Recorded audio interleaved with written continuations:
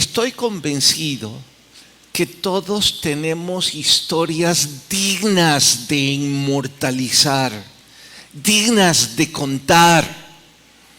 Probablemente no le interese a todos las historias que nosotros quisiéramos narrar, pero eso no les quita el mérito de ser dignas de inmortalizar.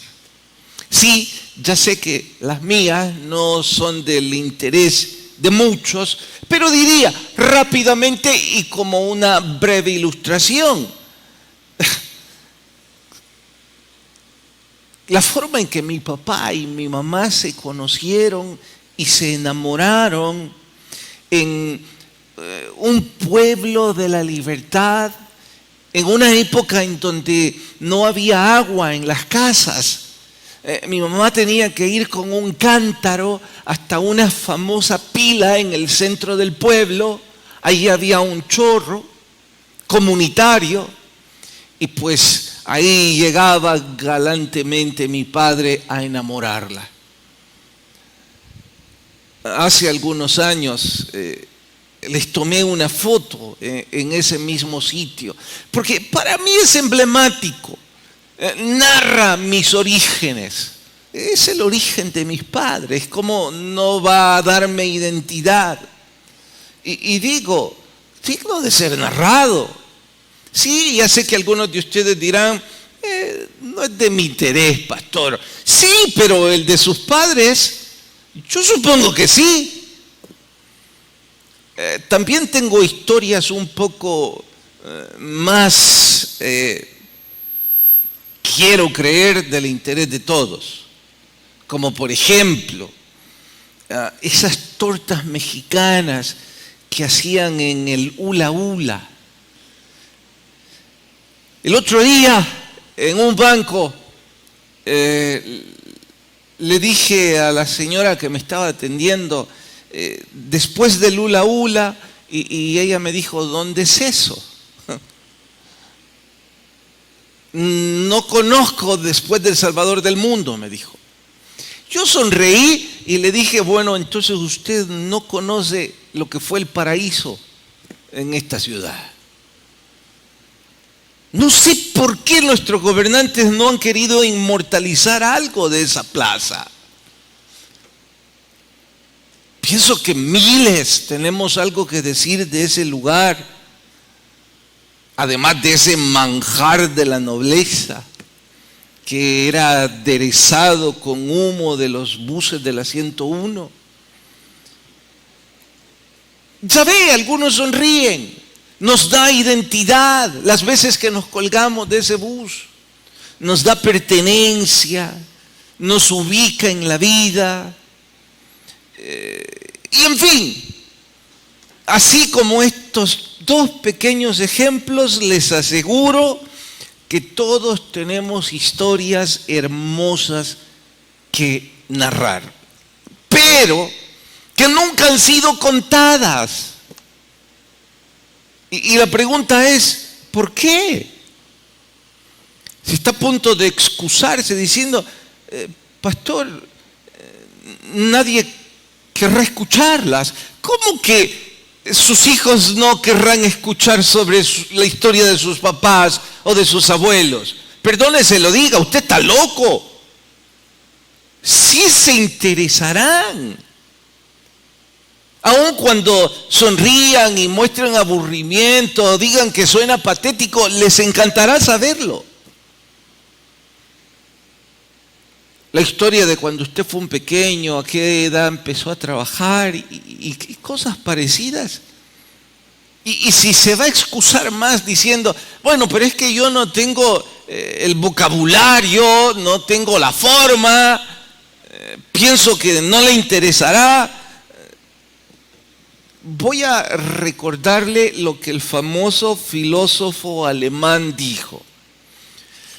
La frase es, lo único que aprendemos de la historia es que no aprendemos la historia.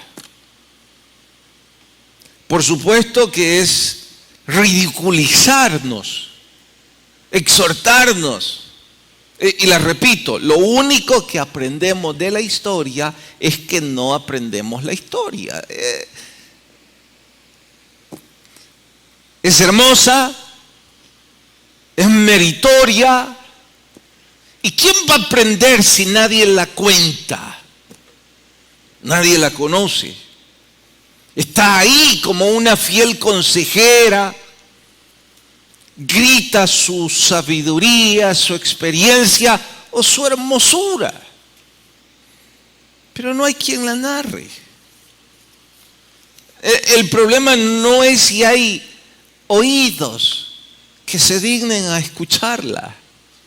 Es que no hay bocas que quieran contarla. Y de eso se trata precisamente el salmo que hoy vamos a estudiar. El poeta repasó la historia de Israel, la historia de su pueblo, y vio un triste registro de olvido, fracaso, ausencia de fe, y ante tan grande frustración quiso escribir al respecto. Reitero, el corazón de este salmo es el registro de un poeta que al repasar la historia de su pueblo narra el olvido, el fracaso, la ausencia de fe y escribe sobre ello. Y quiera Dios que esa no sea nuestra historia, ¿eh? Por eso y más el sermón de hoy lo titulamos Historias dignas de contar. Salmo capítulo 78. Libro de los Salmos capítulo 78. Vamos al verso 1.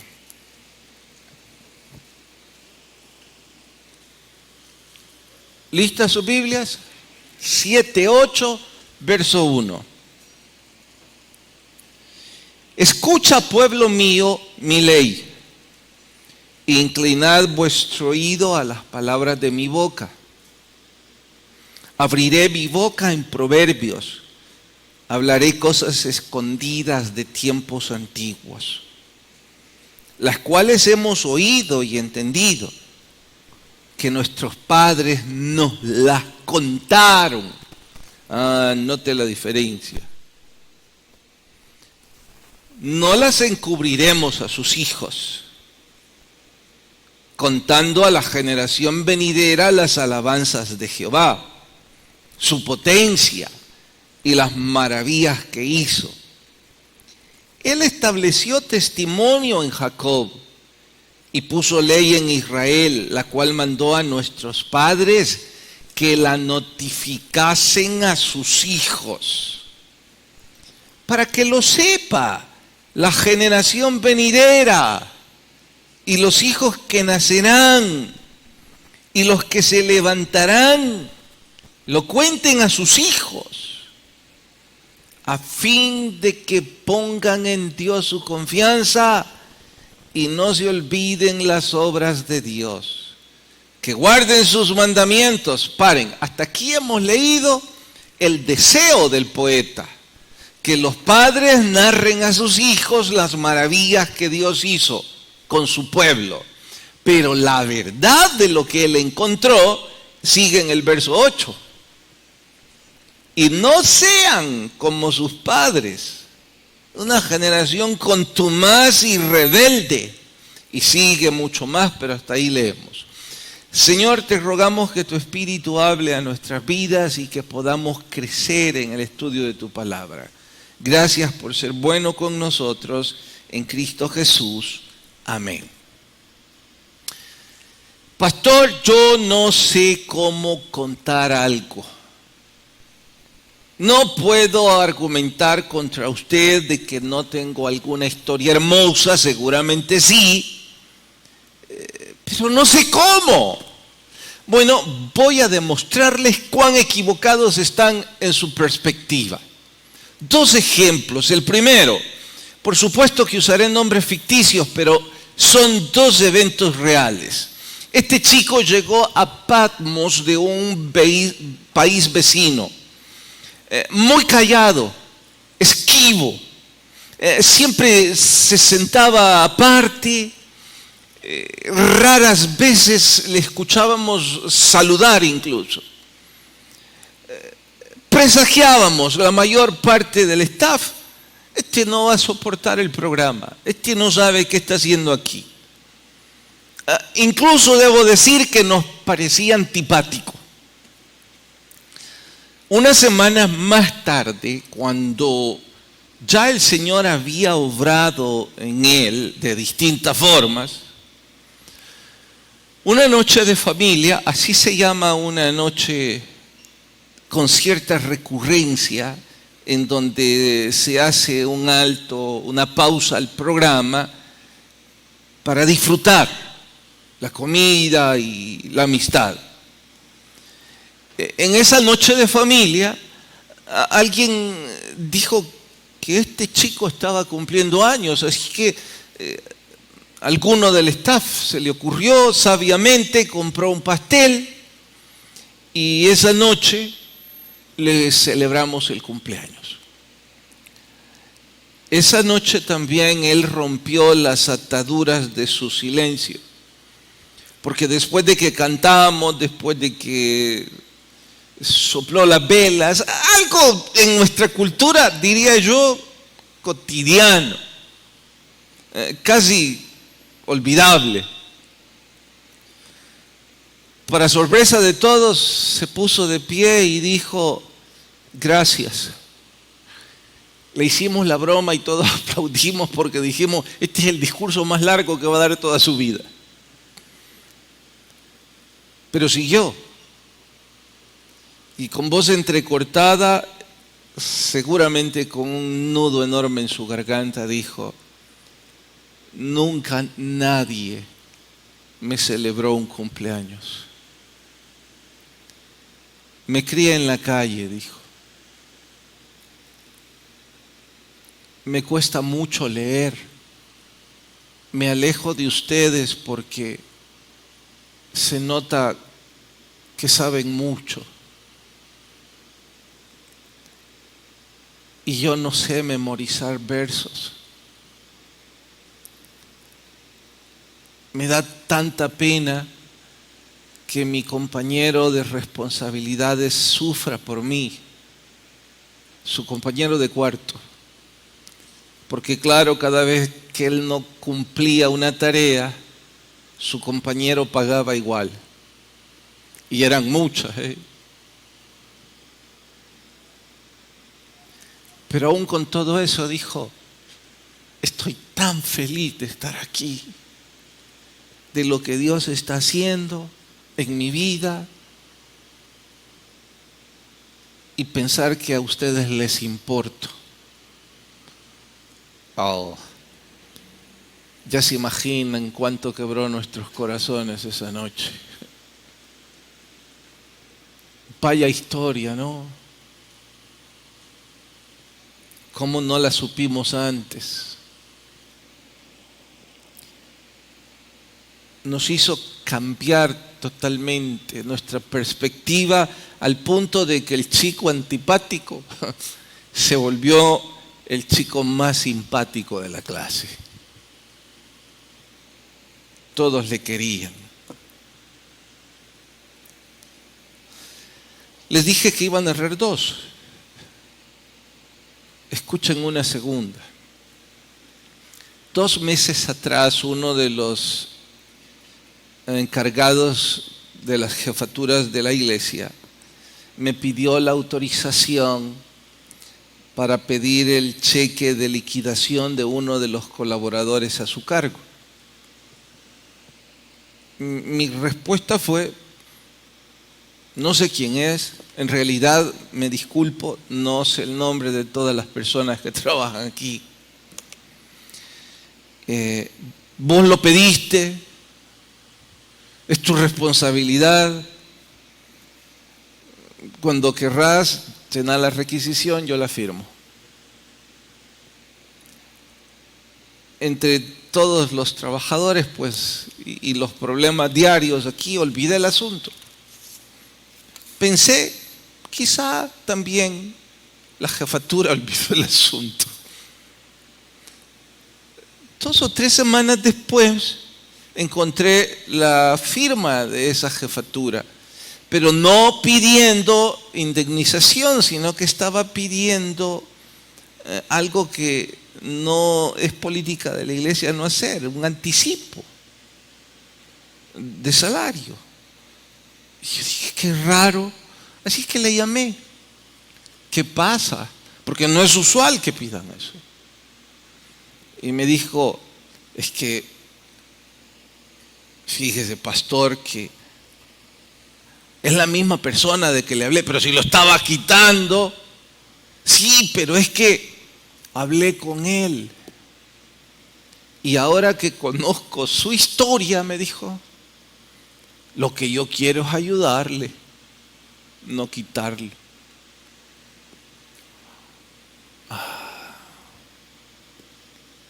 Había una historia ahí, ¿no?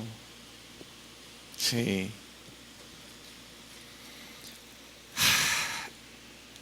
Todo esto no lo estoy diciendo por retórica para convencerlos. Estoy diciéndoles porque es cierto. Y si aún usted continúa pensando que no tiene nada que contar, entonces les diré 2 historias que tienen obligatoriedad de contarlas. 2 historias que no es si usted quiere contarlas. Como discípulo del Señor es una orden para nosotros.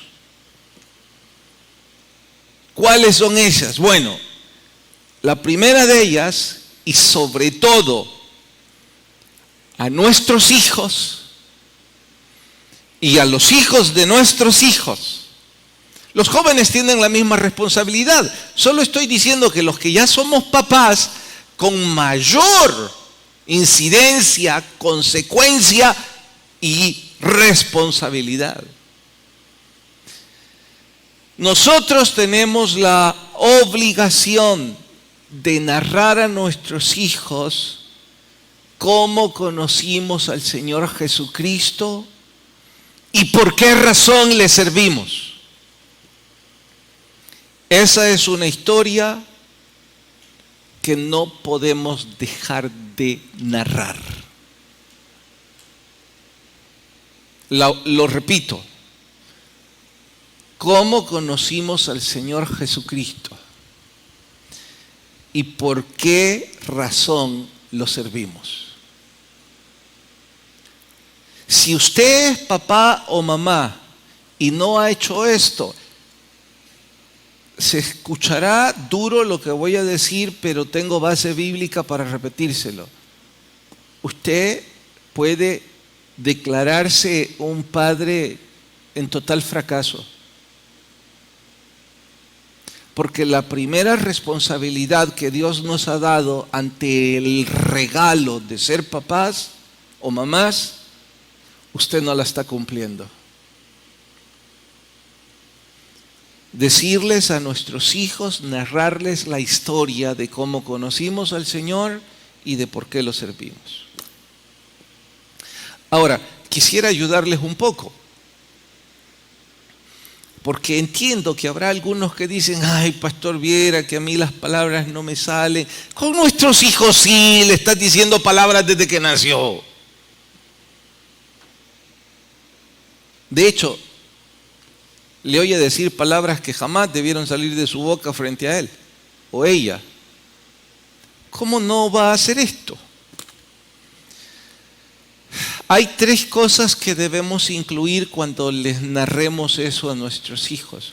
Y papás y mamás que no lo han hecho nunca, tómenlo con total seriedad. No dejen pasar este día o mañana o la oportunidad primera para cumplir esto.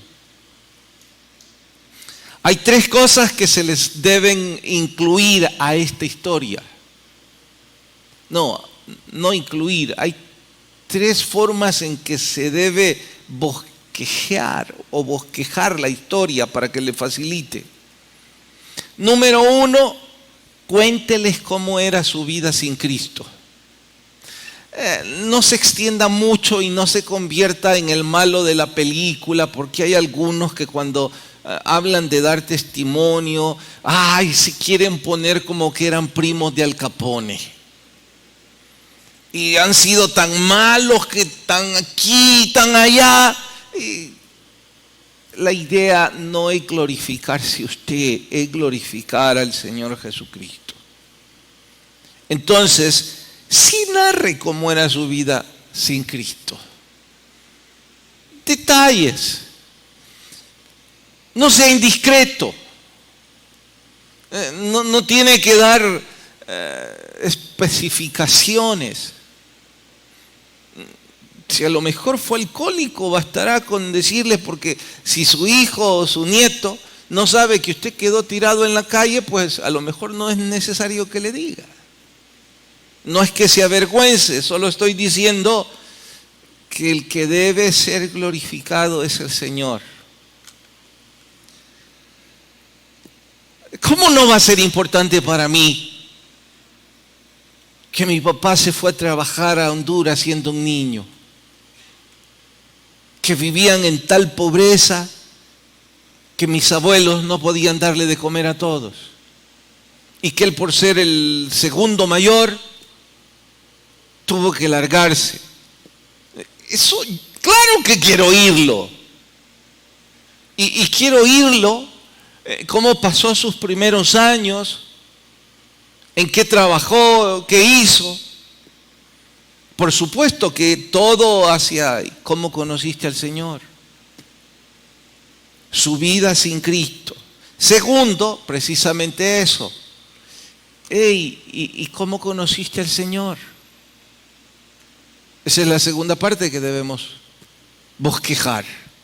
Ese encuentro con Cristo puede ser más impactante de lo que usted se imagina. Y reitero, sé que no es de interés para muchos mi propia historia, pero para mí es tan impactante la manera en que mi mamá conoció a Jesús. Ella narra que estaba por abortar un segundo bebé. Y ese bebé era yo. Y que estaba en el peor momento y que al salir de su trabajo de una maquila pasó enfrente de un garage en donde había un predicador evangélico gritando que Dios da sanidad. Dice que se detuvo, que entró, que oraron por ella y que desde ese día ella recibió sanidad. Y aquí está la prueba, hermosa sanidad. ¿Saben que para mí fue tan impresionante eso que fui a conocer la calle? Ustedes dirán, ¿está loco, pastor? Sí. Quise conocer la calle, sé dónde está, el garage no está más. El encuentro con el Señor Jesús. Cada quien tiene esa historia. Yo conozco la historia de varios de ustedes de su encuentro con el Señor Jesucristo. ¿Por qué? Porque tuve el privilegio de ser un instrumento de Dios para guiarle a usted. Algunos de ustedes fue en el hospital, lo recuerdo bien. Seguro que sus hijos necesitan oír eso. Algunos de ustedes fue al punto del desequilibrio emocional.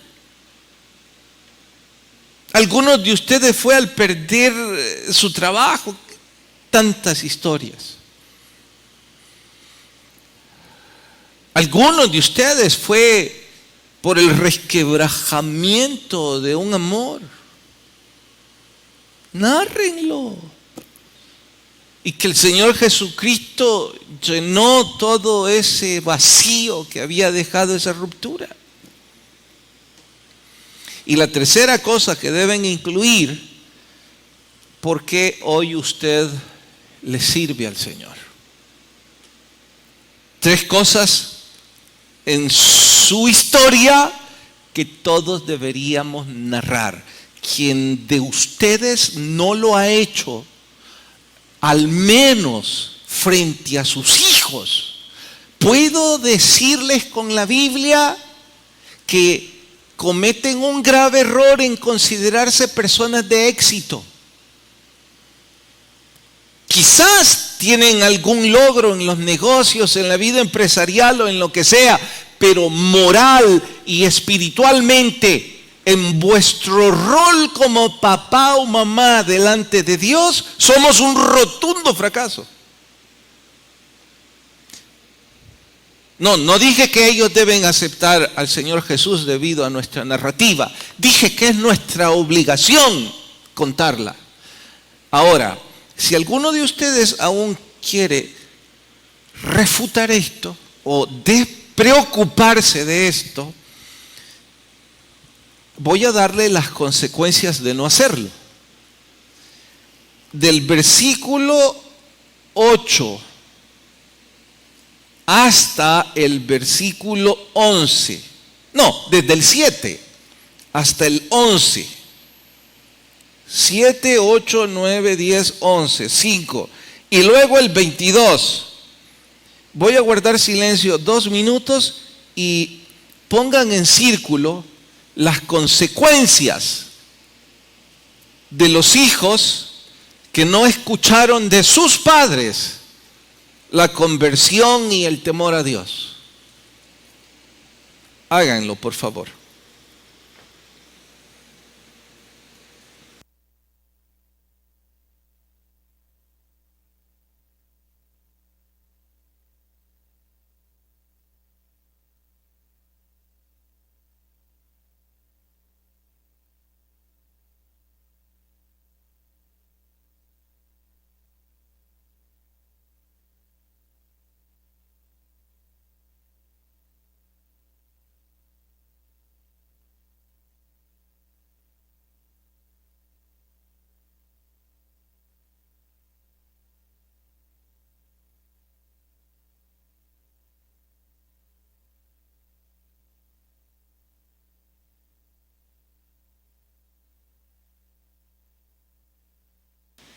Yo tengo cuando menos 6 consecuencias.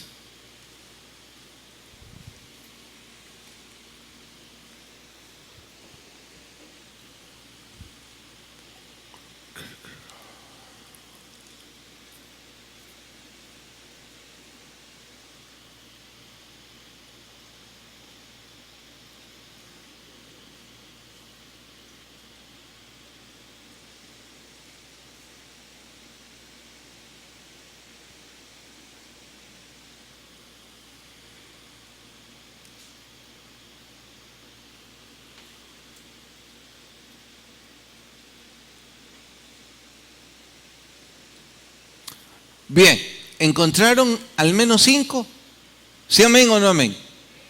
Ok, esta es la pregunta que van a responder. Denme las consecuencias de no enseñar a nuestros hijos el temor y el respeto a Dios. ¿Qué va a pasar con ellos? Empiecen, uno a la vez. Levanten la mano y me van dando consecuencias, hermana. Gríteme. Se harán contumaces y rebeldes. ¿Qué es eso? Tercos y rebeldes. Oigan, papás, mamás, que dicen, yo no sé quién es tu nana. ¿Cómo puede ser tan terco? ¿Cómo puede ser tan rebelde? Es su culpa. Aquí lo dice. Usted no le enseñó a sus hijos su temor a Dios. Ellos consecuentemente, dice aquí, terminarían como usted. Exactamente la réplica. Tercos y rebeldes. Ya no tendríamos que reprocharles que sigan nuestros pasos, porque nosotros no estamos cumpliendo nuestro rol. Pero bueno, apenas empecé. Siga.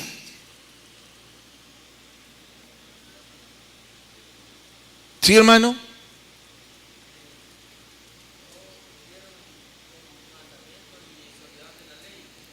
En orden, mejor, para no perder el listado.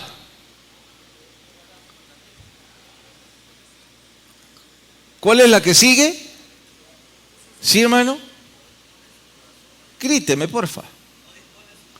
Su corazón no está dispuesto para cosas espirituales. ¿Para qué está su corazón? Para 10 cosas. Y mire el orgullo del papá. Yo traigo el dinero que se necesita a esta casa. ¿Cuánto machismo y cuánta ignorancia? ¿De dónde ha sacado usted que el dinero resuelve el corazón de un hijo? Si la mejor prueba es que su corazón no se resuelve con dinero. Gran orgullo del papá que llevó dinero y jamás le enseñó cómo orar a su hijo. Debería sentirse avergonzado. Debería sentirse avergonzado de enseñarle cómo gritarle a su mamá. O la mamá debería sentirse avergonzada de no saber nada de Biblia. Y sí de novelas. Sí de modas. Claro, no le enseñamos a nuestros hijos, su corazón no está dispuesto para cosas espirituales.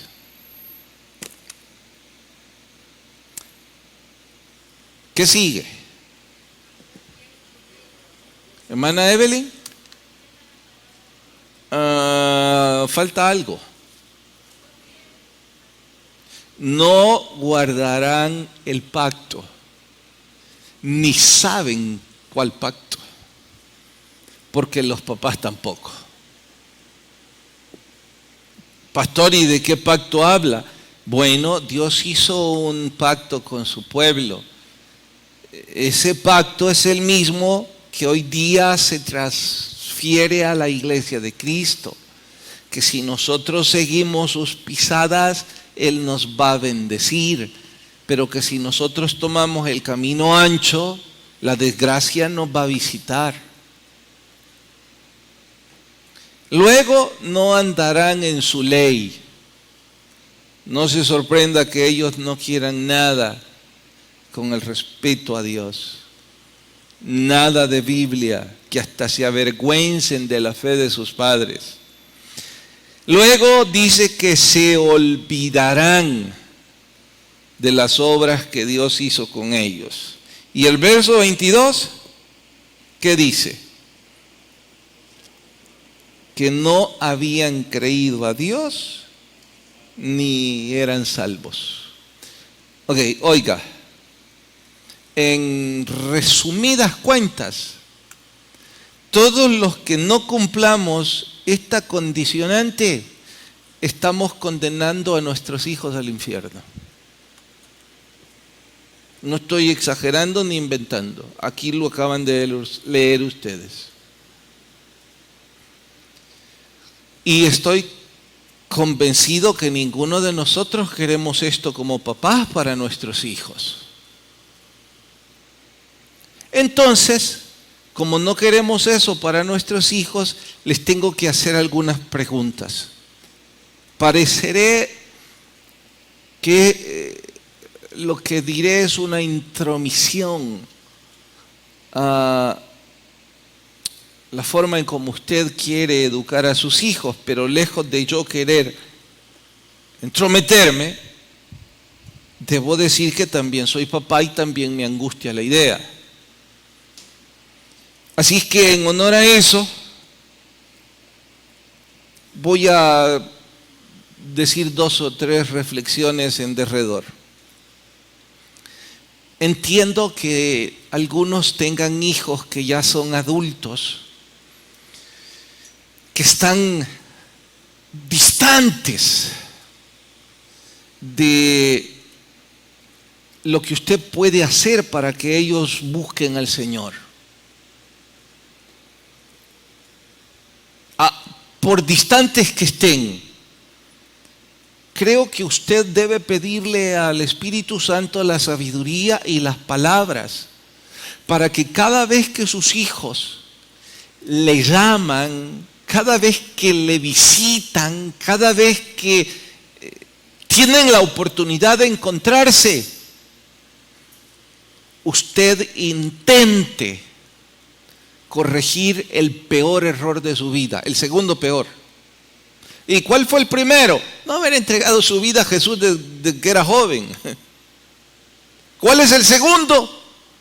No haber guiado a sus hijos. Bueno, cada vez que tiene la oportunidad, inténtelo. Pastor, pero dirán que ya aburro. Qué bueno. Porque de todos modos siempre dicen que usted es aburrido. O aburrida, religiosa, fanático. Pero al menos hoy, que sea por la causa del Señor Jesucristo y por la salvación de sus vidas. No cese de intentarlo. Ahora, aquellos de ustedes que tienen hijos que no están distantes, que dependen de ustedes aún económicamente, o peor, que todavía viven en sus casas, o que dependen de la mesada o de su negocio, que literalmente usted es la provisión económica. Yo no puedo entenderlos. ¿Cómo es que ustedes ceden a que sus hijos vivan como a ellos les da la gana mientras ustedes les pagan que ellos vayan al infierno? Pastor, es una grosería, yo no le estoy pagando eso, estoy pagándole que no se pierdan. No, es todo lo contrario, porque cada vez que usted y yo consentimos el error de nuestros hijos, los empujamos.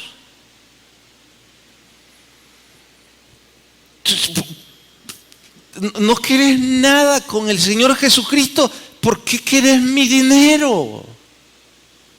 Si mi dinero es gracias a la misericordia del Señor Jesucristo. O sea, mi salario, mi negocio, mi ropa, mi casa, mi carro, todo se lo debo al Señor.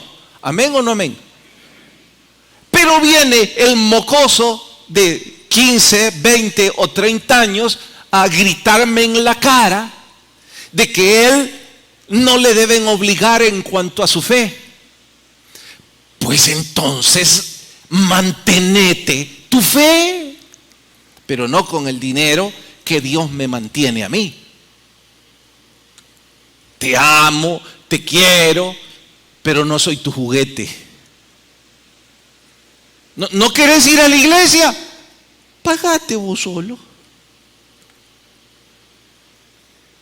Pero en lugar de eso, le consentimos, le pagamos una universidad y para colmo ni pasa las materias. Ahí con el cuento, y ya me gradúo en un año. Eso dijo hace como 8 años y no es medicina. ¿Por qué le iba a pagar? Que ya se le olvidó. La mayor parte, en nuestro contexto socioeconómico, la mayor parte de los hombres de mi edad, poco más o poco menos, nos enseñaron a trabajar desde después del bachillerato, si no antes. Pero usted y yo, consintiendo que se levanten a las 11 de la mañana, los genios. No puede ser. Está mal usted o yo como papá. Imagínese darles carro. A la iglesia no quieren venir en el carro que usted les ha dado. Pero a la playa, a las discos y a perderse, sí van en el carro. Y usted como buey al matadero,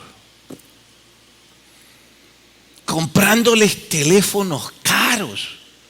El teléfono es más inteligente que ese muchacho o esa niña. No puede ser. No digan, radicalismo suyo, pastor, esas son sus locuras. No, pare ahí, no son mis locuras. Josué dice, si no quieren servir a Dios y quieren servir a los dioses del otro lado del río, sirvan a quien les dé la gana, pero yo y mi casa serviremos a Jehová. Así que no es mi invento. Invento es su flojera.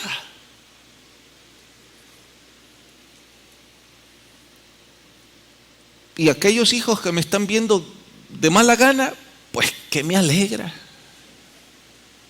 Ojalá sus papás al fin despierten delante de su responsabilidad y les hagan hombres y mujeres como esta vida nos enseñó a nosotros. Porque para desgracia nuestra lo digo, mi generación, muchos, parece que olvidamos nuestra historia y les ponemos a ellos todo en la boca para que ellos pierdan su vida hacia el infierno. En lugar de decirles, bueno, usted no quiere nada con mi fe, no quiere nada con mi Señor, arrégleselas. Increíble, ¿no? Pero así son algunos papás. Vea el reclamo del poeta. Note que tampoco es Josué el único que pone o que muestra esta postura. 78:34 ahora. Dice, si los hacía morir, entonces sí buscaban a Dios. Se volvían solícitos en busca suya. Se acordaban que Dios era su refugio y el Dios Altísimo su Redentor, pero le lisonjeaban con su boca y con su lengua le mentían. ¿Sabe qué es lo que hacen todos esos muchachos contumaces y rebeldes? Cuando el problema los embiste, cuando están metidos en líos, cuando ya son varias semanas sin menstruar y el novio que tienen es casado, cuando se metieron en un problema económico, cuando chocaron el carro y hay alguien golpeado, cosas que nos pasan a todos, claro, no digo que solo a ellos. Pero ¿sabe qué es lo primero que hacen todos los contumaces y rebeldes? Papá, mamá, orá por mí, ¿oíste?